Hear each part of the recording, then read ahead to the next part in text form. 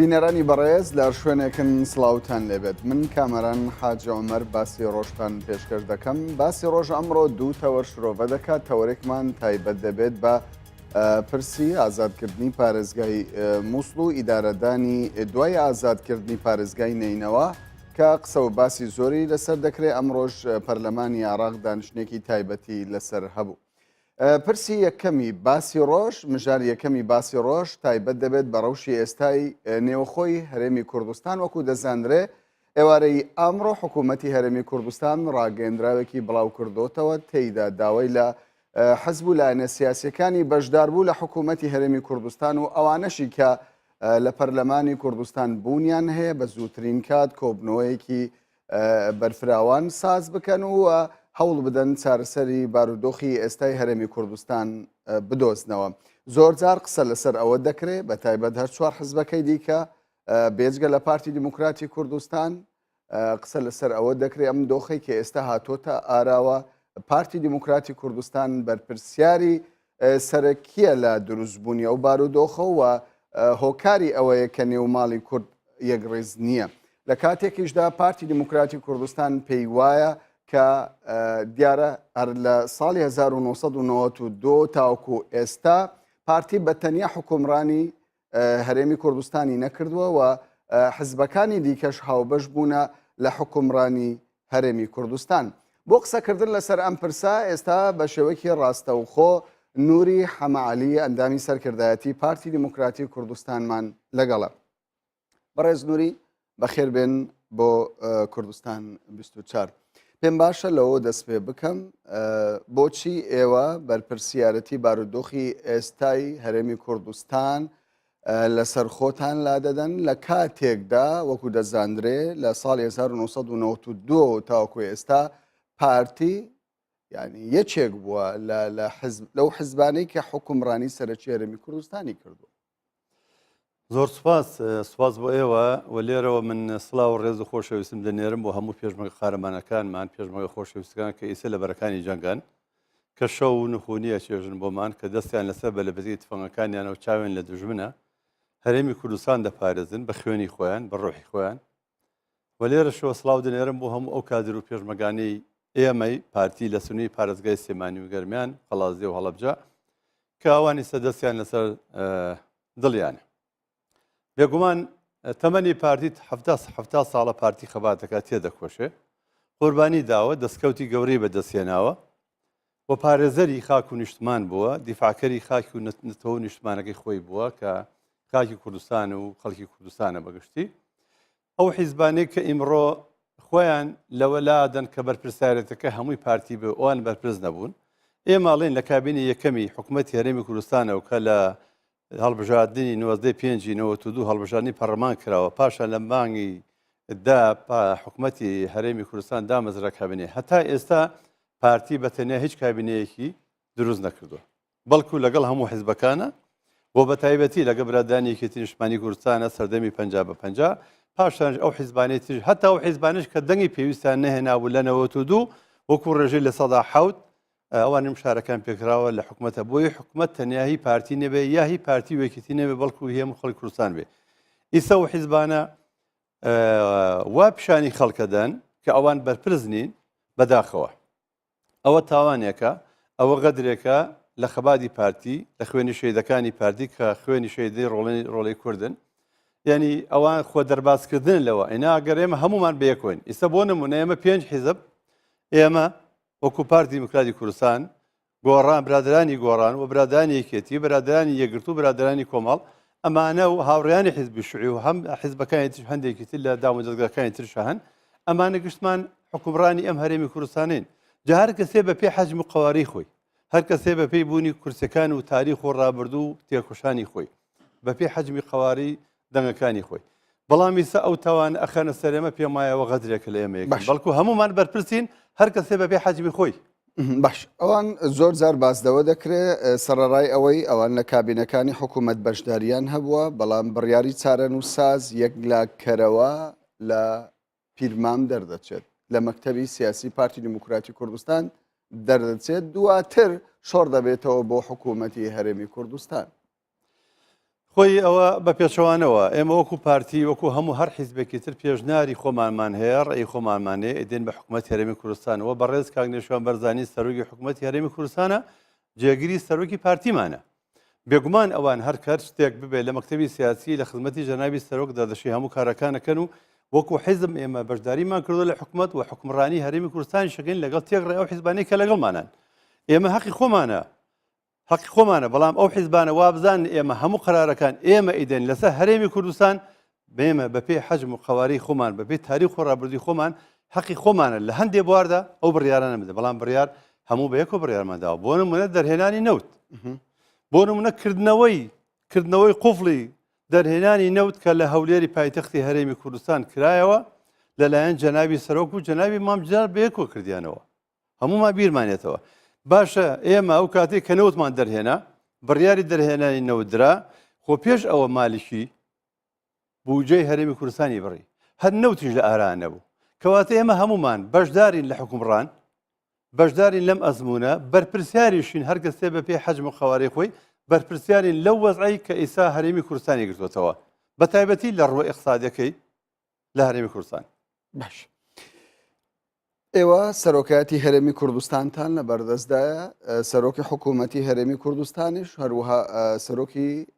دەستگای ئاژانسی پاراستنیش لە دەستی پارتی دموکراتی کوردستانە فرۆشتنی نەوت کە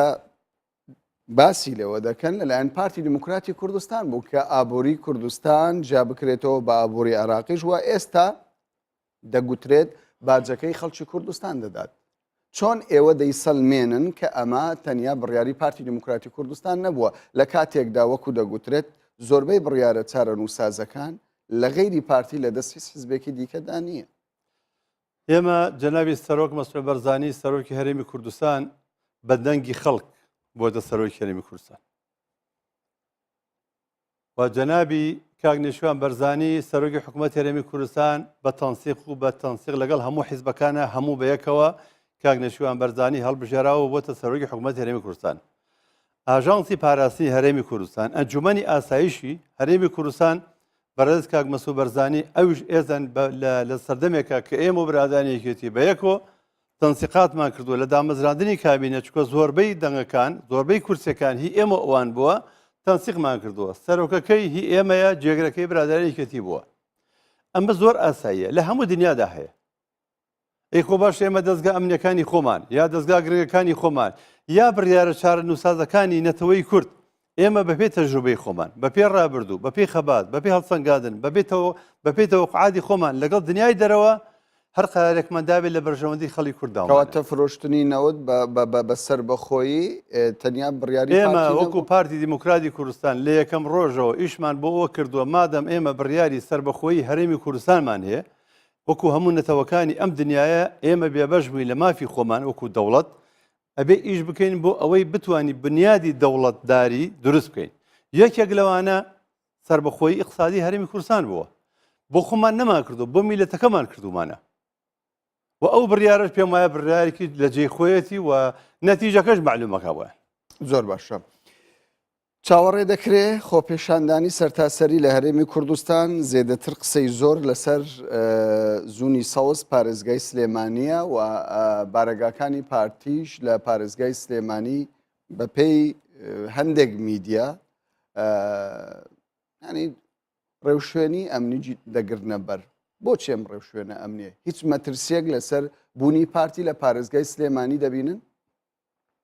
بەداخەوە ئیعلامەکانی پارێزگای سلێمانی کە من خۆم خەڵکی پارێزگای سلێمانی بۆ فەخری شەکەم بە پارێزگای سلێمانیەوە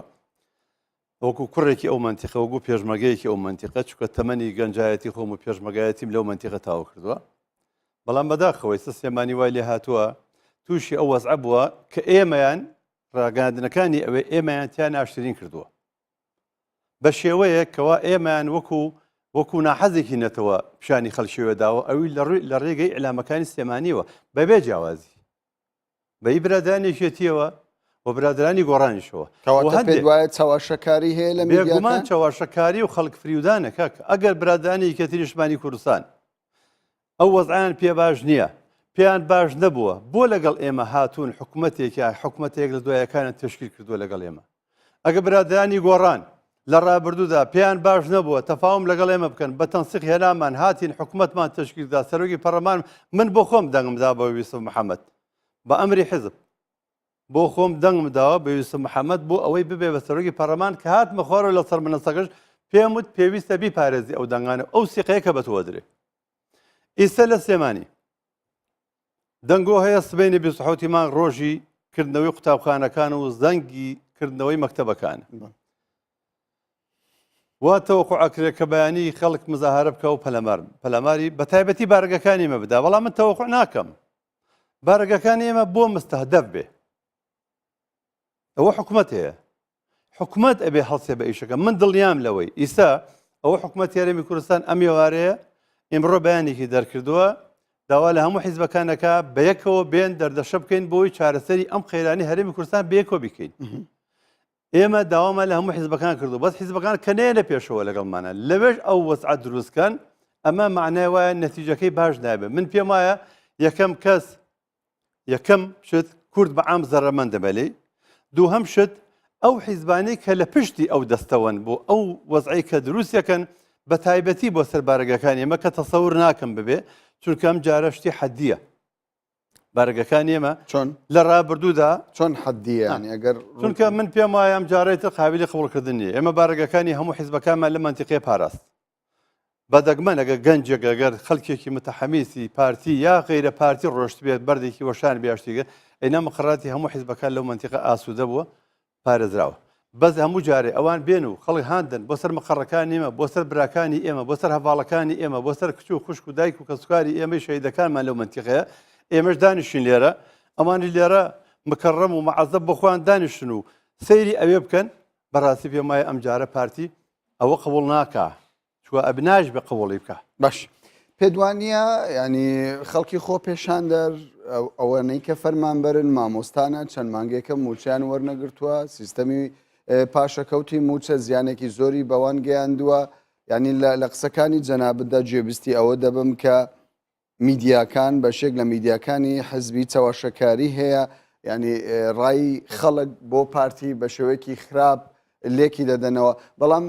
بۆچی خۆ پێشان دەرگلەی لە پارتی نەکاتن لە پارێزگای سلێمانیدا لە کاتێکدا وەکو گوتمان ینی تاوەکو ئێستا حکوومەت لەلایەن پارتی دموکراتی کوردستانەوە بەڕێوە دەچێت ئەی بچنە لای چێ ینی ڕوو لە چێ بکەن لە غێری پارتی من جارێ من لێرەوە سڵاو دەنێرم بۆ هەموو مامەستا بەڕێزەکان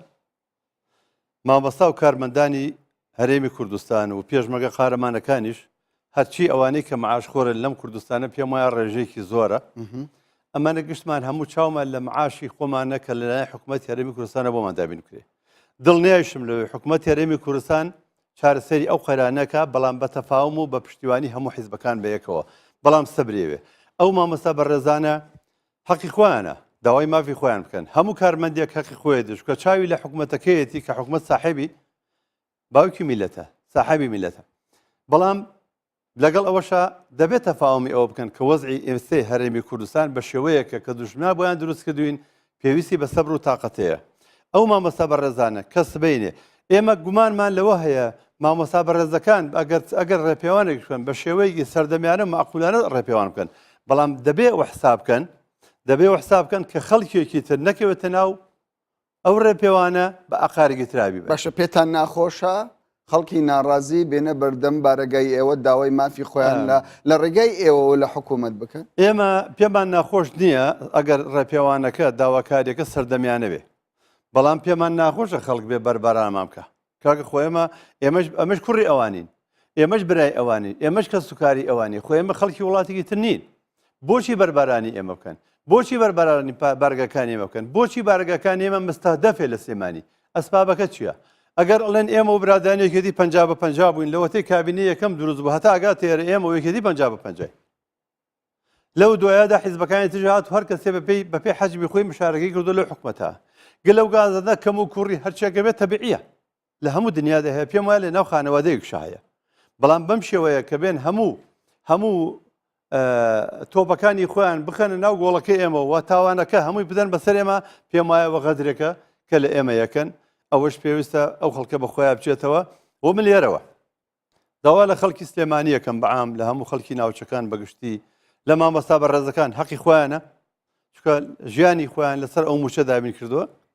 ما ئەوانەی کە موچە خۆرن لە هەرێمی کوردستانە بێگومان ڕاستە دیارە تەنیا ئەوانەی خۆپێشاندان دەکەن تەنیا مامۆستانین سەرۆکیەچێتی مامۆستانی کوردستان گوتی ئێمە لەم ڕۆژەدا بەشداری لە خۆپێشاندان ناکەن دیارە بەشێکی دیکە لە چونی توێژەکان وەکو دەگوترێ ینی ئێمەش بەڵگەی تەوامان نییە زانیاری تەوامان نییە بەڵام دەگوترێ بەشێک لە چون و توێژەکان بەشداری لەم خۆپێشاندانە دەکەن من دڵنیا مامۆستا تێکۆشەرەکان مامۆستا خەمخۆرەکان کەنەوەی ئایندە بۆ نەتەوەگەی خۆیان پەروەردە دەکەن و ئایندەی میلەتەکەمانی پێگەشێنەوە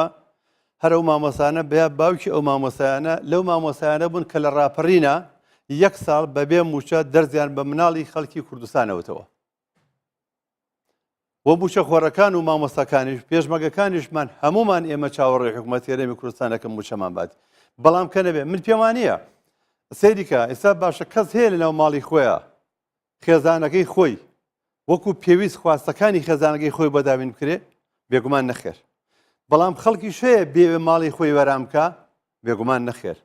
ئێمە وەکو پارتی دیموکراتی کوردستان 70 ساڵی ڕێکە ئێمە بەردەوامی لە خەبات تێکۆشان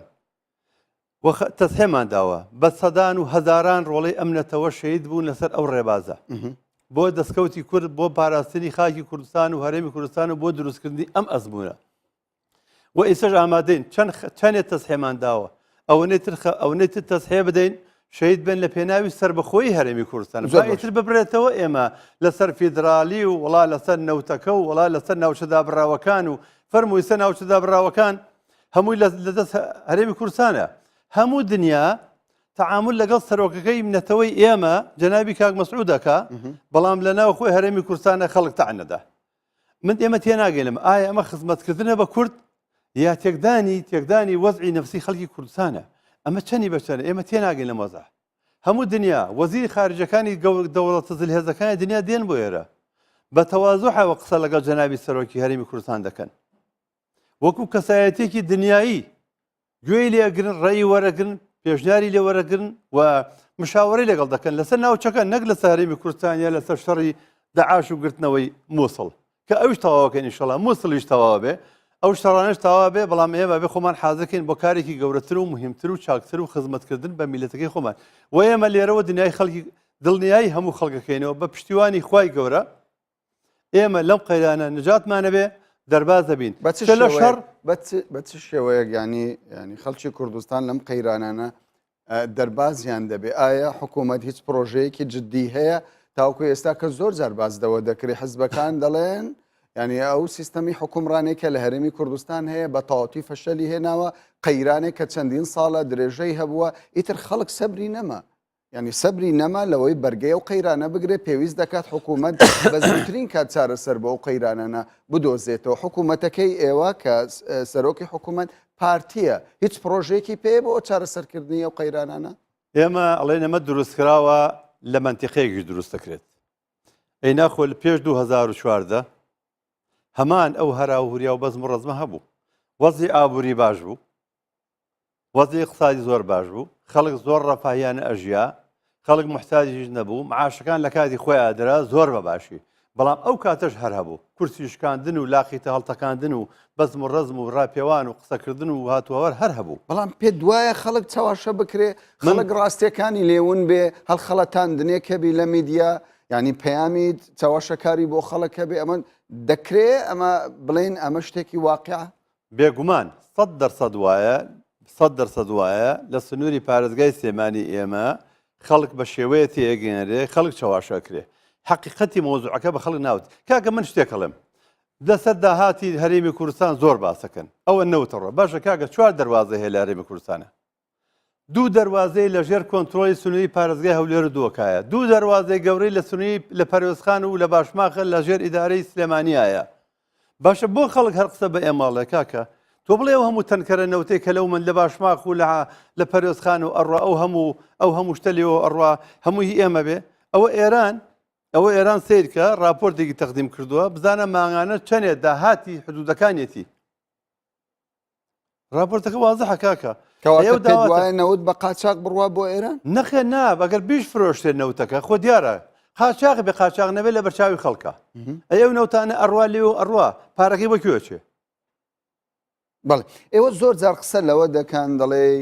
ینی زۆربەی بەرپرسانی پارتی بازدەوە دەکەن پێویست دەکات خەڵکی پارێزگای سلێمانی ناوچەی سەوز گرەی لە یەکێتی نیشتیمانی کوردستان و لە بزوتنەوەی گۆڕان بکەن بەو پێی کە چەندین ساڵە حکومڕانی ئەو ناوچەیە دەکەن بەڵام یەکێتی نیشتیمانی کوردستان و بەرپرسانی ئەوانەی کە بەشدارن لە حکوومەتی هەرێمی کوردستان زۆر جار بە ئاشکرا بازدەوە دەکەن کە ئەوان بڕیاریان لە بەردەستدا نییە تاوکو نێچیروان بارزانی پرۆژێک نەخاتە بەردەمە ئەنجومەنی وەزیران ئەوان ناتوانن بڕیار بدەن. کاکەوان نییە خۆی لە کابینەی یەکەمەوە کە ئەوان بوون و دوای کابینەکان ئێمە و ئەوان بەیەک و هاتوون تا ئێستا ساحەبی بڕیارەکانی هەرچێکمان کردێ بێک و کردومانە و لەو دوایەشە ئیسا بڕۆ لە کاک عیماد لە جەناوی کاک عیماد ئەحمەد بپرسە لە کاک قوباتی جەناوی مامجال بپرسە لە هەر بەڕێزێکی لە کاک عومەر فەتاح بپرسە لە هەر بەڕێزێکی تر بپرسە بزانە ئەوان بە کامل چەند جار لە تەلەڤیزیۆنەکانەوە توانە کاکە ئێمە ئاگامان لە لیتر بە لیتری نەوتە ئاگامان لە دینار بە دیناری داهاتی ئەم هەرێمی کوردستانەیە بەس نازانین ینی بۆچی لەوێ ئەوێ جیای و لێرە جیای لێرە لە تەلەڤیزیۆنەکانە یەک قسە ئەکرێت لەوێ خەڵکێتر بە شێوەیەک فەریوە درێ و خەڵک هانەدرێ بۆچی لەسەر ئێمە کاکە بۆ مەقڕی ئێمە مستادەف بێ کادری ئێمە ئەندامێکی ناوچە کارگێڕێکی ناوچە پێشمەرگەیە کوڕی ئەو خەڵکەیە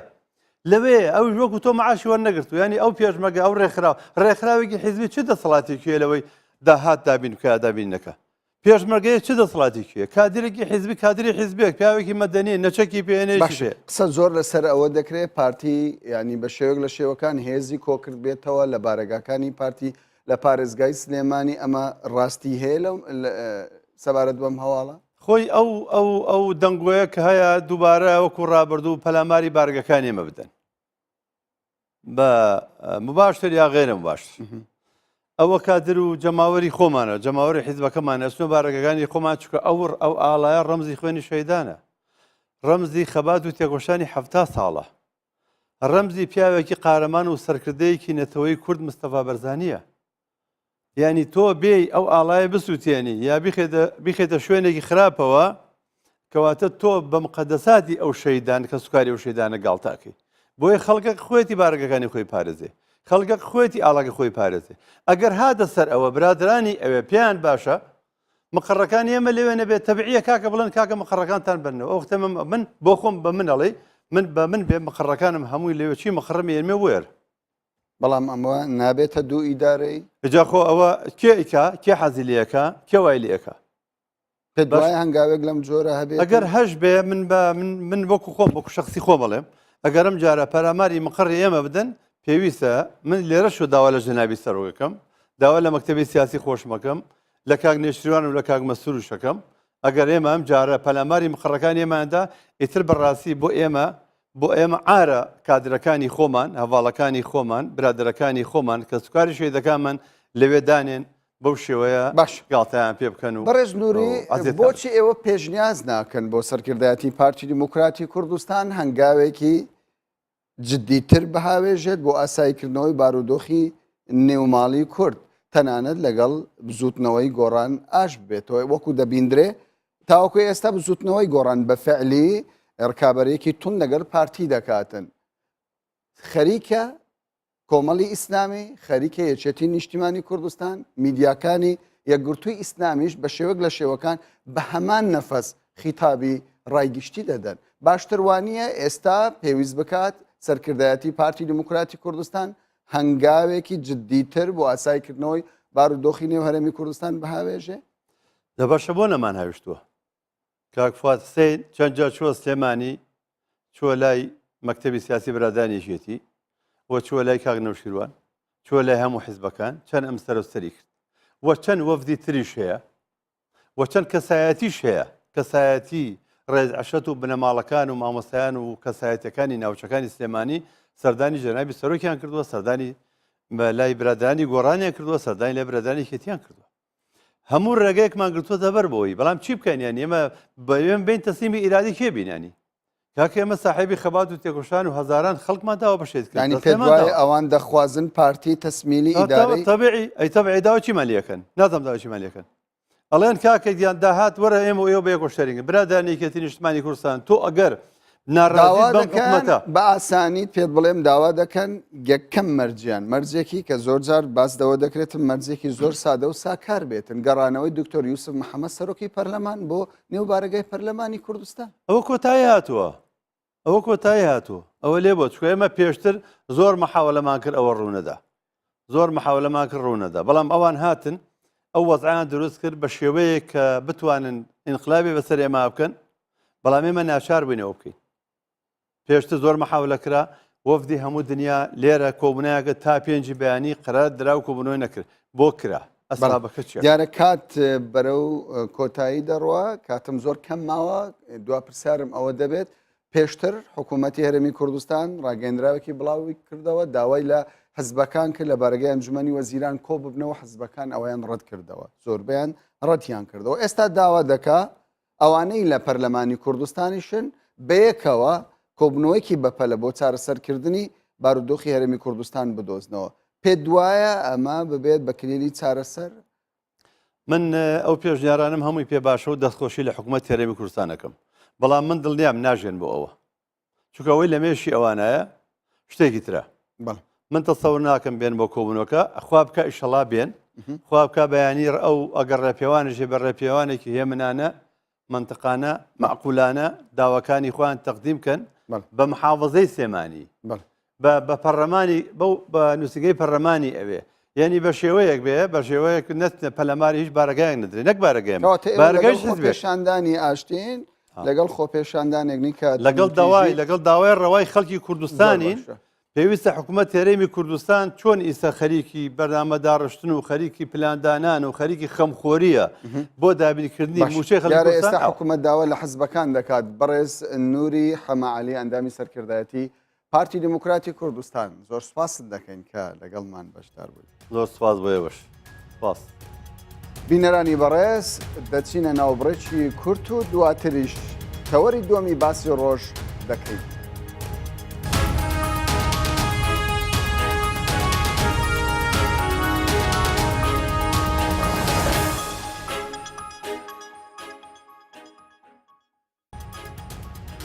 جارێکی دیکە سڵاوتان لێبێت بینەرانی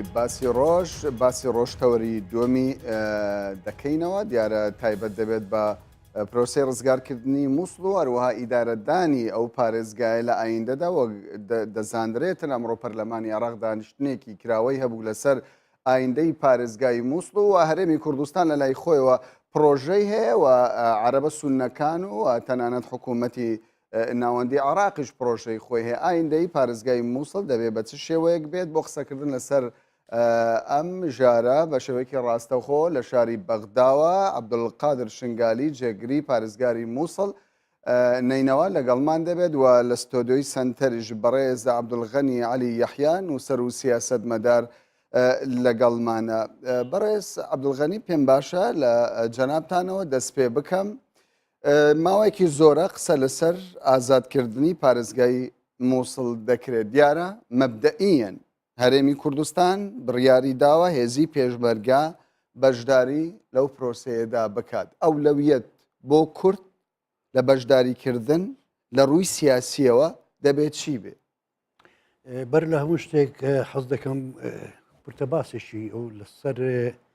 کورد و مووسڵ باز بکەم یەکەم شت کورد لە مێژووی نوێی عێراقیان مێژووی نوێی کوردستان بۆ کوبلێ ڕسمی ئایندەی مووسڵی کردووە نەک لایەنەکانی دیکە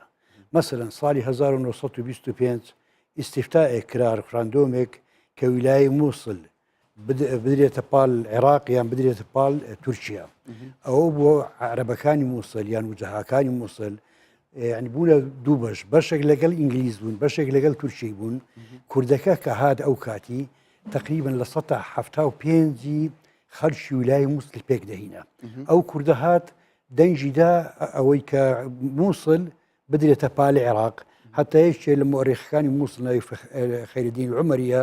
وتی ئەگە کورد نەبووایە ئەو کوردە مەردە نەبووایە ئێمە ئێستا بەشێک بووین لە دەوڵەتی تورکیان ئیمپەراتۆریەتی عوسمانی کە نەمابوو بەڵێ ئیدی ئەو کوردە لەو وەختیوە ڕسمی سیاسی ئەوەی وڵاتی کردیە لە ساڵی 1959 بفكرم دي عقيد عبد الوهاب الشواف هرسنده بخوش اوش باصل الكرد بو بيلانا شي دا رشد دارج لسر لدجع بكريم قاسم كيس لا يعني نيتواني حتى السوبي العراق حتى خلش موصل ناتواني بيلانا كي لنا وبن حتى كردك هات بفكرم دي عشائري مزوري ودوسشي لك دهوك هرب بيان هاتن تام موصل او كاتي تنبيلو او كمبو هاتن مؤامره كان بوسل كردو لسان صلاتين قران دو بوزموي العراق لصالي 2004 عفوا لصالي 2004 دولتي اسلامي عراق او اسلامي العراق سرب قاعده بو موصلي داجير كرت موصلي داجير كرت ديسان هزلا انا نيتوني موصل لدستان دربي امنو كاتل موصل بوم حتى هذه بيجمرقه هات ما وي 2 ساعات 3 ساعات ديسان موصلي لوان والقرتوا باش اگر کورد لە ڕابردوودا خاوەن بڕیار بووە بۆ دیاریکردنی چارەنووسی پارێزگای نینەوە یاخود مووسڵ ئێستا دەبێت ئەولەویەت بۆ سەرکردایەتی هەرێمی کوردستان چی بێت بۆ نەخشە ڕێگای دوای ینی ڕزگارکردنی مووسڵ بۆچوونی من ینی بۆچوونی بەڕێز مەسعود بارزانانی زۆر تەواو بوو کە دای من پێدا دەگرت لەسەرەوەی لە دوای ڕزگارکردنی مووسڵ دەبی بەرژەوەندی یان داهاتووی مستقبلی پێکاتەکانی ناو مووسڵ دیار بکرێ نەک بێن بەڵام مووسڵ ڕزگار بکەن و دەسەڵات بدەن لایەنێکی شۆڤینی دیسان وەکو جاران وەکو لێ مەسیحیەکان بچەوسێتەوە ئێزدی بچەوسێنەوە شەبک بچەوسێنەوە کاکەیش هەیە بیان چەوسێنەوە هەروەها تورکمانێکی زۆر هەیە لە تەلعفەر لە ئەطرافی مووسڵی هەندێک تورکمانە بیان چەوسێنەوە لەبەرەوەی بۆچوونی پارتی و بۆچوونی مەسعود بارزانانی زۆر لە جێیتی چونشی ئەگەر بەهات بە و ئەو خوتەی پێش ڕزگارکردنی عێراق لە نظامی سەدام حوسێن لە ساڵی 2003 جێبەجێ بکرا بەرەوەی کە عێراق ڕزگار بکەن لە سەدام حوسێن بیان گوتووە بە وەکولی ئایندەی کورد و ئایندەی شیعە و ئایندەی سونە و ئایندەی پێکاتەکان دیار بووە بڕوا بکە ئەو کاتی ئەوەی کە لە عێراق ڕوویدا ڕوویدا زۆر باشە بڵێ دەچمە لای بەڕێز عەبدولقادر شنگالی جێگری پارێزگاری نینەوە بەڕێز عەبدولقادر گەلە کەس دەبێژن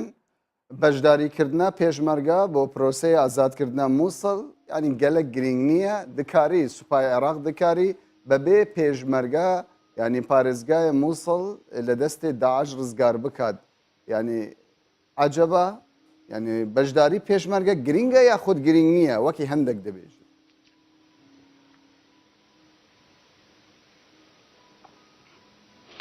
قلق ممنون دست بيك سوفاسا قناة كردستان باستشارتكم طبعا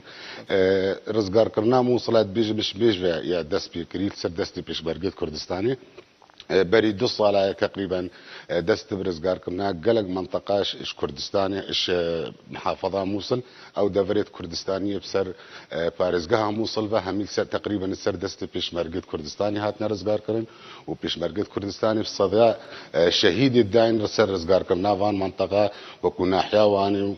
وناحية الزمار وناحية ربيعة وقضى شنقال وناحية السنوني حتى في قافي حكمتها عراقي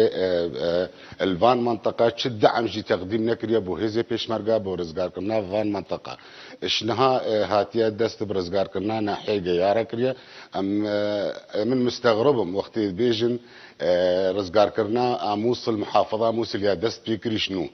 او شكوا رزقار كنش مش ورا السر بلياره جناب السروكي دست بيكري والحمد لله قالك باش ببي بيشمرقا او بارزقا دينا رزقار كردن ياخذنا اهميتها مشاركه بيشمرقا بله بله بله بيشمرقا ممكن نينا کو پارێزگای مووسڵ بێتە ڕزگارکردن چکو گەلک منطقە هەن نێزینگی حدودێ سنتەری باژارێ مووسڵ بنە ئەو منطقە هەمی ڕەفت لێ دەکردن کو لازم دەستی پێشمەرگە بێتە ڕزگارکردن ئێمەژ وەکو حکوومەتە مەحەلیە مووسڵ داخوازش پێشمەرگە بکەن کو مشارەکەی بکەن ڕزگارکردنا مووسڵ چکو دەورێکی گەلێکی گرنگ هەیە و نەممکنە چ قەوەتا دیکاری مووسڵ ڕزگار بکرد هەگەر پێشمەرگە مشارەکەی نەکردن باشە بەڕێز عەبدولقادر گەلک دەبێژن ینی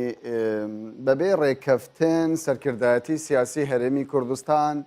مەسعود بارزانی ڕازی بووە پێشمەرگە بەشداری ڤان پرۆسە بکە عجبە نوکە ڕێکەفتنێکی سیاسی هەیە ینی گەلک جار بەرپرسانی حکوومەتی هەرێم دەبێژن ینی جەباریاوەەر بە ئاشکرا بێژی ڕێکەفتنێک ناوبەرە هەولێر و بەغدا هەیە بۆ ئیدارەیە نویە پارێزگایانەینەوە بەڵام گەلە کەسین دن دەبێژن ینی بۆ نمونە فەرید ئەسە سەرد ئەندامی ئەنجومەنی سەرکردایەتی یەکێتی دەبێژی ینی کورد بەبێ ڕێکەفتنی سیاسی ینی پێشمەرگە بەشداریوان پرۆسە دەکات.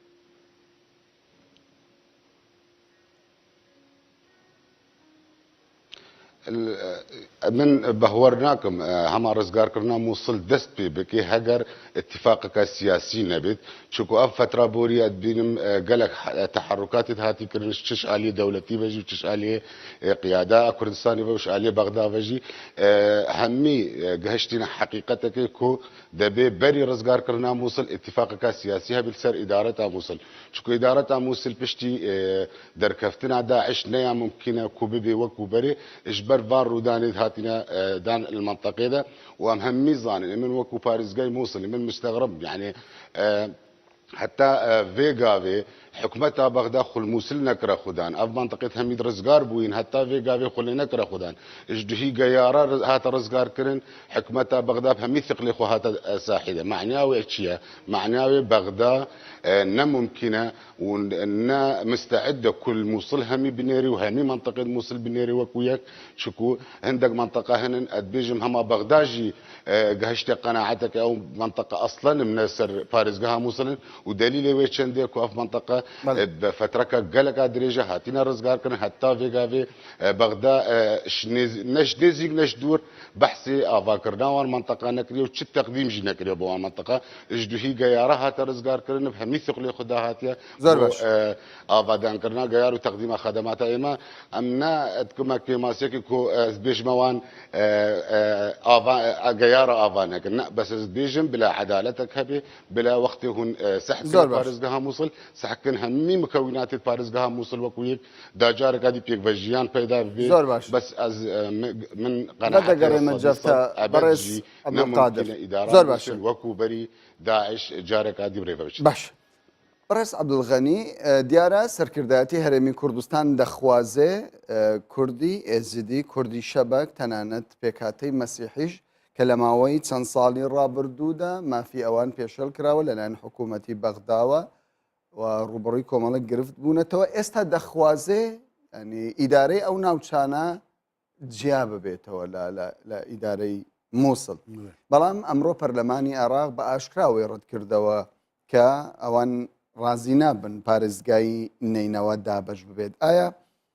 ینی بۆ چوونی هەرێمی کوردستان لەسەر ئەوەیە پارێزگای نینەوە دابەش بکرێ یاخود ئیدارەکە لە ڕووی ئیداریەوە لە ڕووی دەستەڵاتەوە دابەش ببێت پێشەمە شتێک بڕیاری پەرلەمانی عێراقی پێچەوانەی دەستورە پێچەوانەی مادەی ١40 چوشی بە پێی مادەی ١40 ئەگەر هات و ئەو مادەیە جێبەجێکرا و ئیسیفتاکرا واتە ڕفراندۆم بتەوێنێتەوە ئۆتۆماتیکیان پارێزگای نینەوە بە دوو بەشێک بۆ کوردستان دەبیت بەشێک تر عەرەبستانە طبعاً بە پێی ئەو مادەی 140 گومانیش لەوەدانیە زۆربەی ئەو ناوچانەی کە مشتومڕی لەسرە کوردینە مەسەرەن سنجار شێخان مەخمور ئەو هەر کوردێکی سەرفە 195 کووردە ماوە هەندێک قەزا هەیە کوردستانین وەکو حەمدانیە هەروها تلکێف و بەشێکی زۆر لە قەزای مووسڵ ئەوانە کوردستانین ئەوانەش پێکاتەکانی زۆربەی کوردن مەسەر کاکەی ئێزدی شەبەک و هەروە مەسیحەکانیش زۆربەیان مەیلیان لەگەڵ کووردە کەواتە پەرلەمانی عێراق کە دەلێ نابی دەستکاری لە حدودی ئیدارەی مووسڵ بکرێ ئەو هەنگاوەی پێچەوانەی دەستورە چوشی مادەی 130 لێ پێشە ئەو مادەیە مووسڵ دابەش دەکا ئەوە یەک دووەم ئەگەر ئێمە بینە سەر ئەوەی ڕابردووی مووسڵ لە 2003ەوە ئەو مووسڵە دابەش کراوە بێ ئەوەی کە ئیعلام بکرێ دەتوان برێم لە 2023ەوەش عێراق هەمووی داوەشکرا بەسەر سێ ناوچە جنوب شیعی ناوەندی سونی باکووری کوردستان بەڵام جێی داخە کە تا ئێستا پێ لەو حەقیقەتەی نانێن کە مووسڵ دابەش کراوە لە مێژە و لە عینی کات هەندێک فرمێسک دەڕێژن چۆن مووسڵ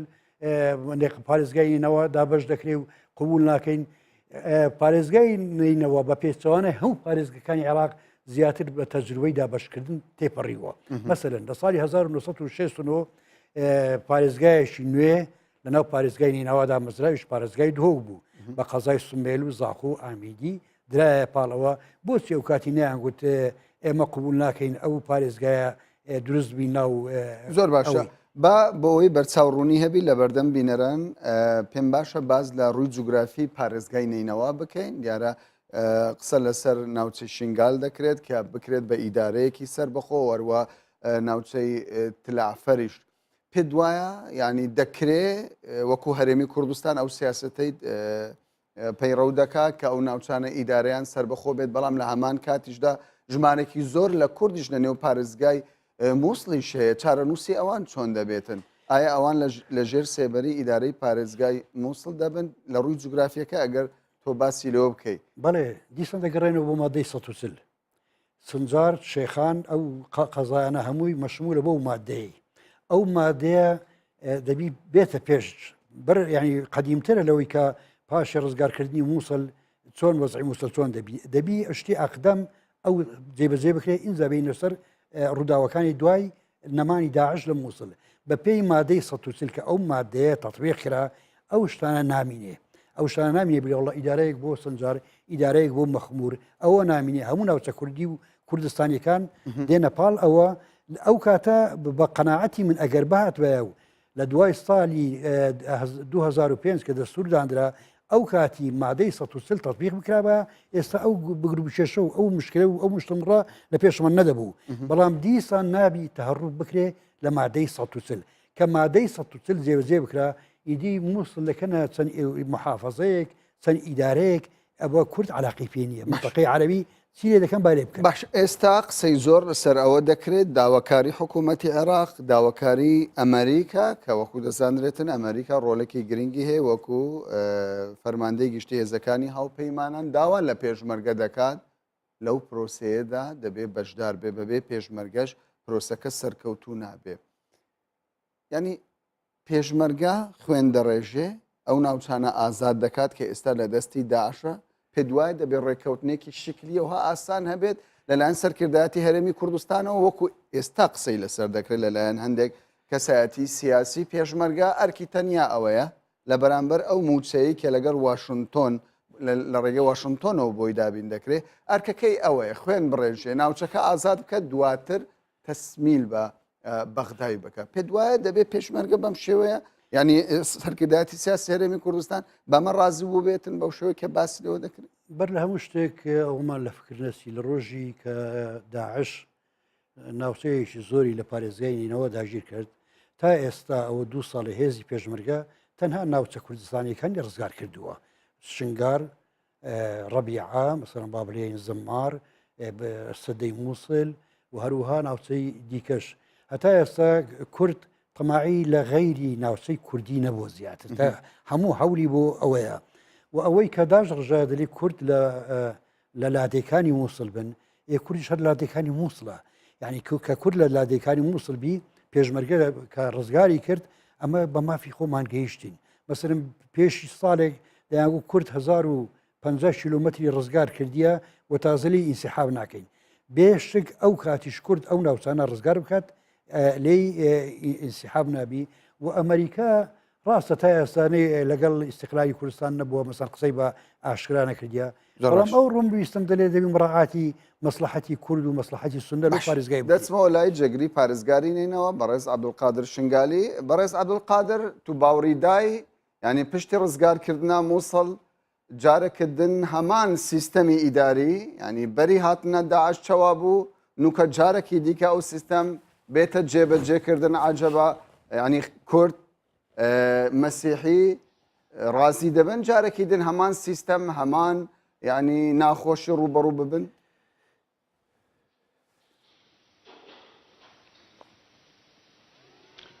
من ئەبەتجی بەهەوەڕانکەم کوجارێکا پێکهاتیت منطقەت کوردستانی دەڤێت کوردستانی جارێکا دیتر قبیل بکەنش بەروی ئەو تشتی هاتیە سەریوان و ئەو ئیهمالاش بەغدا بۆ ڤان منطقە و بۆ هەممی جار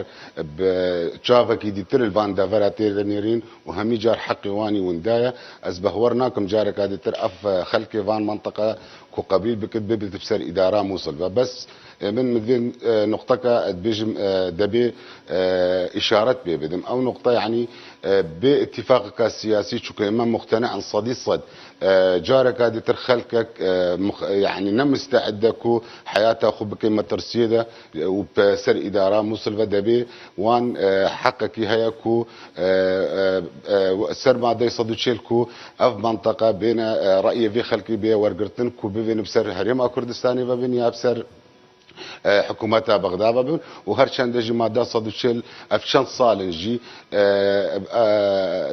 تشخط ويد جدي نهاتنا بيش اشالي حكومتها مركزي بوجي بيجي كرنا في مادات بيجمكو برز مهفانتا اشارت بداي هاجر ماده صدوشل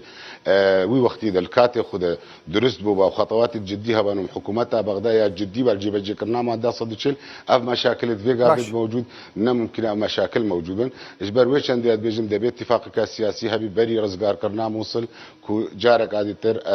إدارة كانوا بشكل كينو كو حق هميخ مكونات موصل إتدا إديار بي نونكنگو وكي دستالاتي إداري بارزگاي نينوا دخوازن كيش هيس لرزقار كرنا بروسي رزقار كرنا موصل نينوا بجداري بكا چونك قلق نافهن يعني بيشمرگهن حشد شعبيهن سوپای عراق هن تنانەت بەحسێ وێژ دەکرێت کە هەندێک هێزین تورکیاش هەن ئەوانیش ڕۆڵی خۆ ببینن لەو مەسەلەیە لە چوارچێوە هێزن هاوپەیمانی نێودەوڵەتی یعنی گرنگی کام هێز بۆ خەڵکی پارێزگایە مووسڵ پارێزگایە نینەوە زێدە باشترە.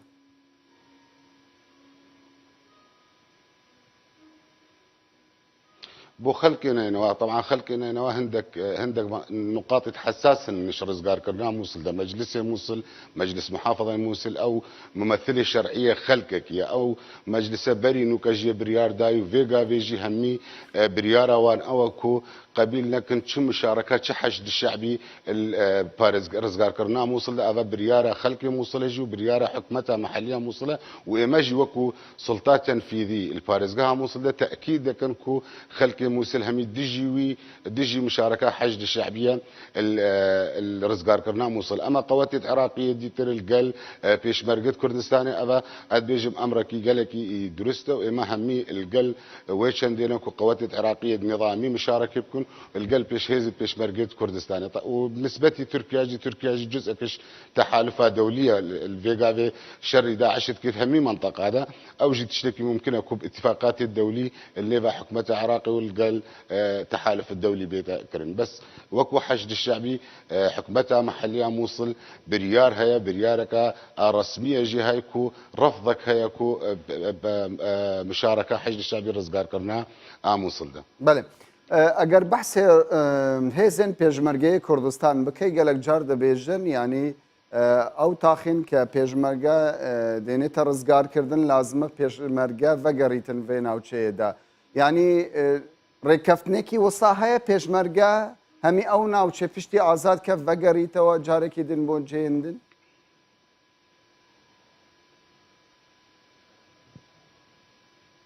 نخير وانا ممكنه يعني اگر بيشمرقه في صدد الشهيد هذا يسر رزقار كرنا فان منطقه واف منطقه اصلا منطقه كردستانينا واصلا خلقي في منطقه قبيلنا كتشقوات ديتر الوان منطقه هذا الموجود ممكنين جارك ديتر بصدات بيشمرقه الشهيده بدت وحكمتها بغداد تشد عمي بو بيشمرقه جي تقديمنا كبو رزقار كرنا فان منطقه